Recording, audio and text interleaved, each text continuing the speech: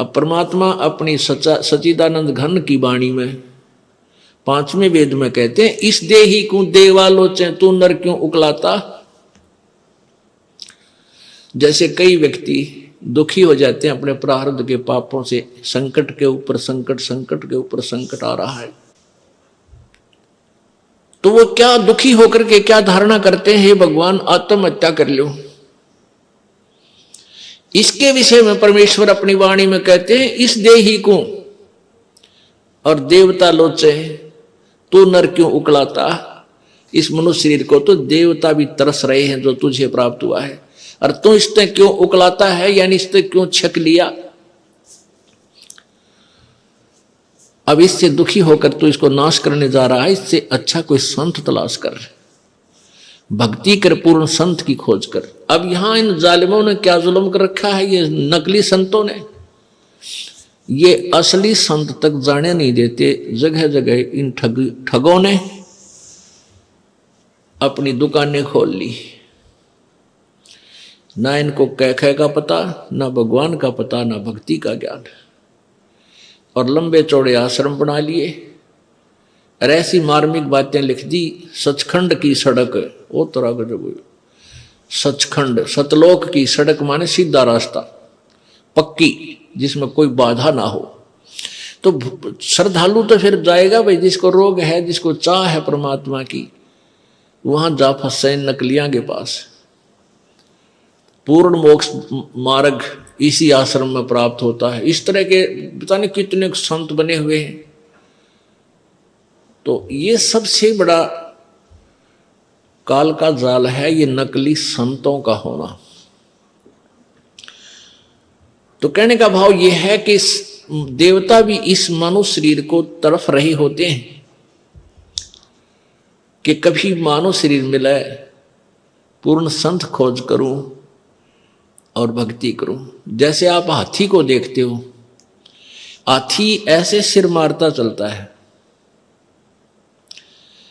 अब हाथी को नेक्स्ट जीवन, अगला जीवन दिखाई देता है कि इसके बाद मैं के बनूंगा, गधा बनूंगा या कुत्ता बनूंगा या सुअर बनूंगा या मानव बनूंगा।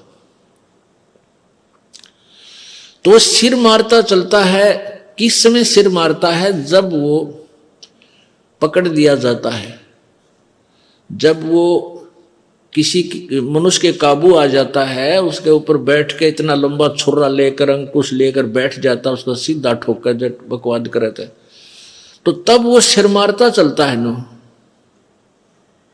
खड़ा खड़ा भी सिर मारता रहता है। अब वो ये सोचता है वह बड़ा फंसा,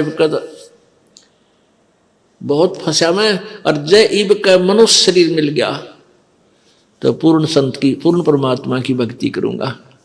पूर्ण संत की खोज करके और सही भक्ति करके अपना पीछा छुड़वाऊंगा। अब परमात्मा यहां क्या बताना चाहते हैं कि जो कुंजर सिर धुनत है, अगला जन्म सुझंत, इब कहेल नर करत सेव पूरे संत।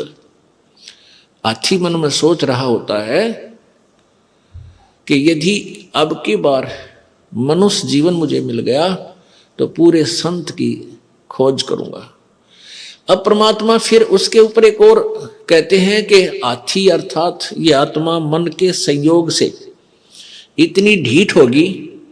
हाथी के विषय में कहते हैं कि हाथी तभी तक सिर पटक रहा है, धुन रहा है, जब तक यो बंद में आ गया और मनमानी इसको मस्ती नहीं कर पा रहा। इसलिए ये भगवान याद कर रहा है और ईब छोड़ दे इसने। अब इसको खोल दे यहां से और जंगल की तरफ कर दे। कति भगवान याद ना करे, उड़ा खावा केड़े के पेड़ा नर मार मस्ती फुर फुर नहावर ठाठ करे, नरी को बिद करे, कति सर नहीं दोने ना इसका याद आवा भगवान, हालांकि इसको पता भी है। तो इसलिए परमात्मा कहते हैं भाई इस परमात्मा के तत्व ज्ञान के बिना ये प्राणी ना तो भक्ति कर सकता और ना ही अपने इस मानव जीवन को ठीक ढंग से जी सकता। इसमें कोरी को बद करेगा। थोड़ा सा कोई राजपद प्राप्त हो गया, कोई बड़ा सा अधिकारी बन गया तो धरती तोलन न हो जा। मंत्री, मुख्यमंत्री, प्रधानमंत्री, राष्ट्रपति बन जाता, पता ना क्या सोच बैठा है, और भूल जाता उसमें कि तू इंसान भी है, तू जीव भी है। तो ये जो चौंध लावा है, ये काल लगाव है, ये भूल जो डालता है, ये काल लगाता है कि ताकि ये नरे कर्म फोड़ ले अपने और पापों की गठड़ी बांध ले। क्योंकि अच्छी आत्माएं पूर्व जन्म की होती हैं, वो ही कोई उच्च पद, अच्छा धन प्राप्त करती हैं। तो वो अच्छी आत्माओं से नरे पाप करवा कर उनको नीच आत्मा बनवा देगा। और जो दुखी हैं, वह तो पिछले, जो गरीब हैं, रोगी कोडी हैं, वो तो पिछले जन्म के पहले ही पाप नरे इकट्ठे कर रखे। तो पुण्यात्माओं, तत्व ज्ञान से हमें ये जानकारी होगी कि पूर्ण संत हमें मिला है, उनसे हम भक्ति लेकर साधना, सत साधना करें और मर्यादा में रहेंगे, तो हमारे पाप कर्मों से आने वाले प्रारब्ध के जो कष्ट हैं, वो पाप भी कट के हमें सुख होगा। यानी आप पर आने वाली आपदाएं, संकट भी दूर होंगे, आप निर्धन भी नहीं रहोगे, आप धनी बन जाओगे। एक तो आप यहाँ के भौतिक सुख के, भौतिक धन के धनी बनोगे, और आध्यात्मिक धन के भी आप धनी बनोगे। आप दोनों ही धनी इस परमात्मा की सत्य साधना से। कौन से परमात्मा की? उस पूर्ण ब्रह्म की। गीता जी अध्याय नंबर 15 के श्लोक नंबर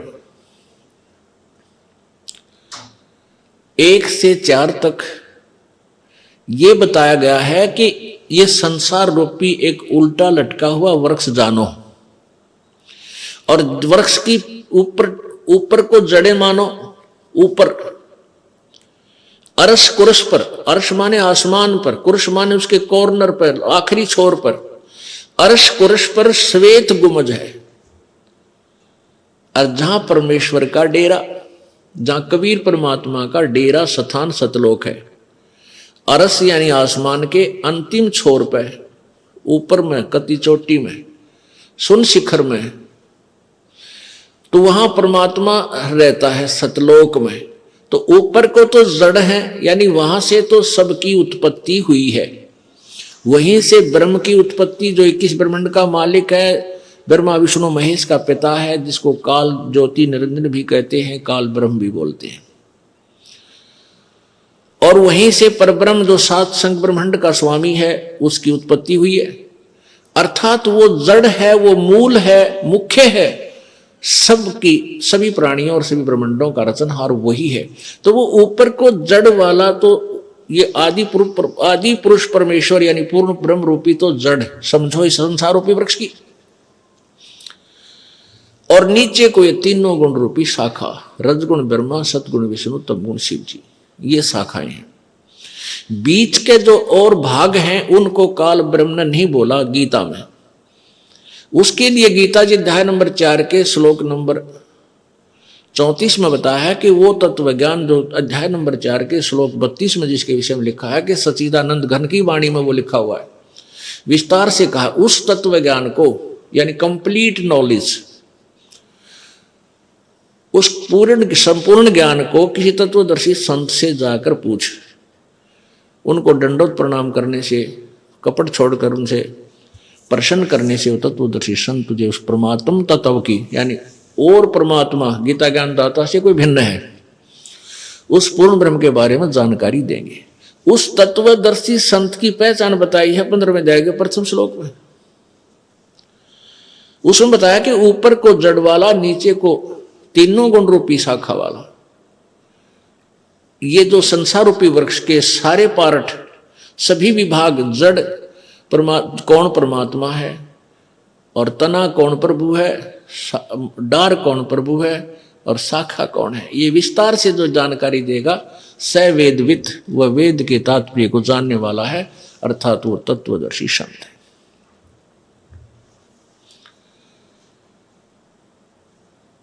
पुण्यात्माओं, परमेश्वर स्वयं आए थे, आप आरती, आप साजे, आप किंगर, आप बाजे, आप ताल झां जनकारा, आप नचे आप देखण हारा।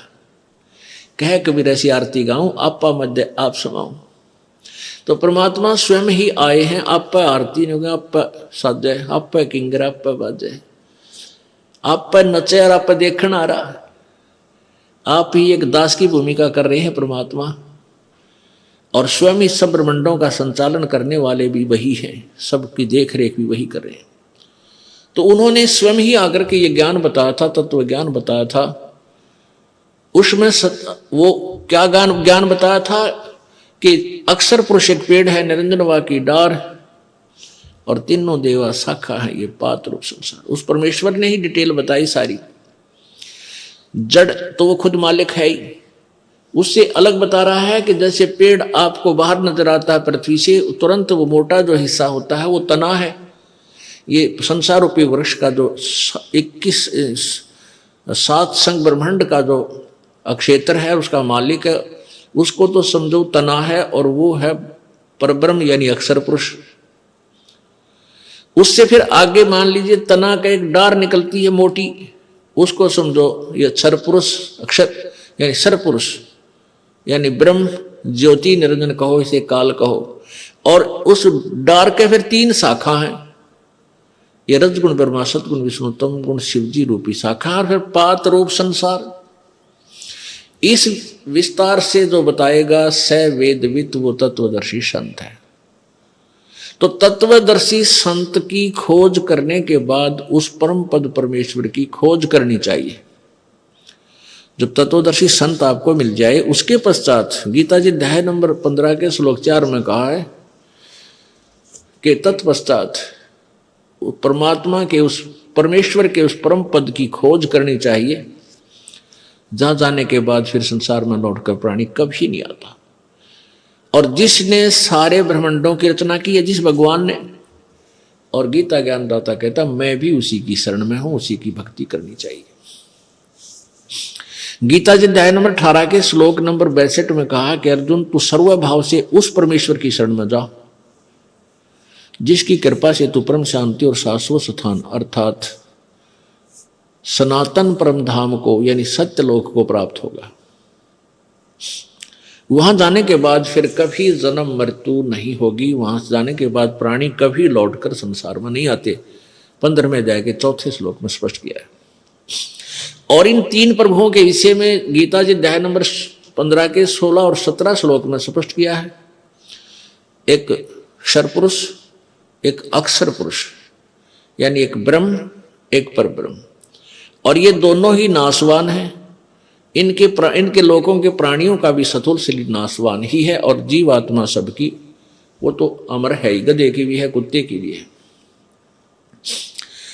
फिर 17वें श्लोक में 15वें अध्याय के गीता जी में कहा है कि उत्तम पुरुष है, पुरुष माने प्रभु, उत्तम पुरुष है तो अन्य परमात्मा इति उदाहरते। और ये लोग तरनम आविश्य विभर्ति आवे ईश्वर है, कति स्पष्ट कर दिया है कि जो उत्तम पुरुष, पुरुष माने प्रभु, उत्तम माने श्रेष्ठ यानी सही भगवान, तो इन ऊपरलों से और ही ऊपर वर्णित 16वें श्लोक में वर्णित भगवानों अक्षर पुरुष, क्षर पुरुष और अक्षर पुरुष से कोई और ही है, और वही परमात्मा इति उदाहरते उसको भगवान कहा जाता है। और वही लोक तरम आविश्य विभर्ति, तीनों लोकों में प्रवेश करके सबका धारण पोषण करता है, वो अवय ईश्वर है। अवय माने अविनाशी, वो वास्तव में अविनाशी परमात्मा है। तो पुण्यात्मा हमने उस परमात्मा की भक्ति करनी है। उसकी भक्ति करने से हम पाप जो हमारे प्रारब्ध में दुख हैं उनसे भी छुटकारा होगा। हमारे जो प्रारब्ध में दुख हैं उनसे भी हमारा छुटकारा होगा, क्योंकि मासा घटे न चल बधे, वेद न लिखे जो लेख, सच्चा सतगुरु मेट करे ऊपर मारे मेखे। कहते हैं मासा घटे न चल बधे, वेद न लिखे जो लेख,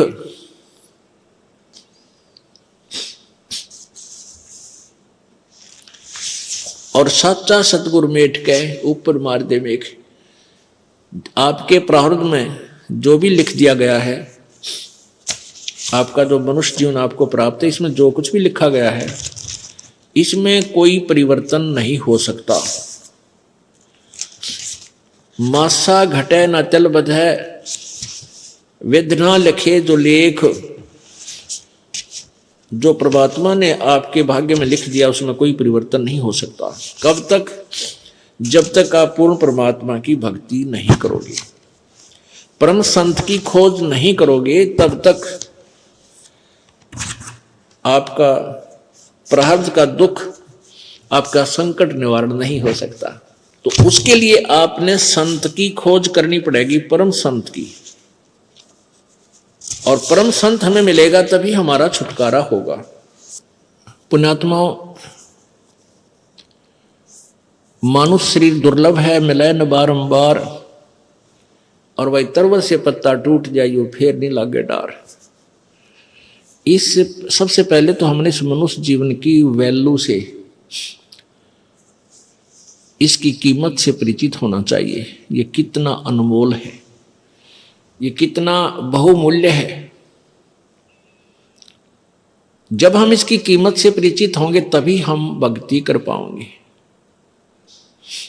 क्या बताते हैं कि कहता हूं कई जात हूं, कहूं बजा के ढोले, श्वास जो खाली जात है ये 3 लोक का मोले। एक मानव शरीर का जो श्वास है, ये एक श्वास भी कहते 3 लोक के तुल्य। क्योंकि हम 3 लोक, वह हमारे लिए तो बहुत बहुत ज्यादा है। इसलिए परमात्मा ने हमें समझाने के लिए उदाहरण दिया है ये, कि जैसे एक गांव का सरपंच बन जाता है, उसको सैकड़ों हजारों आदमी, सरपंच साहब राम राम, सरपंच साहब नमस्ते, इतनी प्रभुता हो जाती है उस व्यक्ति की, और वो फूला नहीं समाता। और जब वो बन जाए एमएलए, कोई व्यक्ति एमएलए बन जाता है, कुछ क्षेत्र का मुखिया बन जाता है वो, उसको तो फिर न जाने कितने व्यक्ति, कर्मचारी, अधिकारी सारे सलूट मारे, फिर वो फूल जाता है। और एक बन जाए मुख्यमंत्री एक प्रांत का, फिर तो कहना है कि वो तो धरती पर पाए ना टेके। और बन जाओ प्रधानमंत्री एक टुकड़े का, एक देश का, छोटे से का या बड़े का, तो उसके माइंड की सोच है, वो तो 7वें आसमान पर घूमता है। फिर वो अपने आप को जीव नहीं समझता, क्योंकि उसके शब्द में, उसके वचन से ही ना जाने सबके में हिलता नजर आता है उसको। तो परमात्मा कहते हैं अगर पृथ्वी का एक राजा हो तो वो, उसकी कितनी प्रभुता होगी, उसके दिमाग में क्या सोच होगी, और उसकी कितनी वो अपनी वैल्यू समझता है। और ऐसे ऐसे पृथ्वी लोक, स्वर्ग लोक और पाताल लोक, इन तीनों का, तीनों की कीमत आप लगाओ कितनी होगी। और परमात्मा कहते हैं तुम्हारा मनुष्य जीवन का एक श्वास जब भक्ति बिना जाता है, सच्चे साधना बिना जाता है, तो इतनी कीमत है इसे एक श्वास के सिमरण की। अब इस कीमत को, इस मूल्य को केवल आप ही लगा सकोगे, अन्य व्यक्ति नहीं। क्योंकि आप सत्संग में आने से ये जौहरी बनोगे, लाल की परख करने लगोगे, तब आपको इसकी कीमत का अलग से पहचान होगी, तुरंत महसूस होगी। खास सत्य बात है। तो ऐसे महंगे मोल का एक सांस भी जावे और 3 लोक नहीं पटतरे क्यों धूल मिलावे। पटतरे माने बराबर नहीं। आप नित्यनियम में भी पढ़ते हो, अपने नित्यनियम के अंदर आपको बहुत कुछ विज्ञान है। विज्ञान माने तत्व ज्ञान है, विशेष ज्ञान है। अगर आप ये वीडियो YouTube पर देख रहे हैं तो हमारे चैनल को सब्सक्राइब करें और बेल आइकन को दबाना ना भूलें। अगर आप Facebook पर ये वीडियो देख रहे हैं तो हमारे पेज को लाइक करें।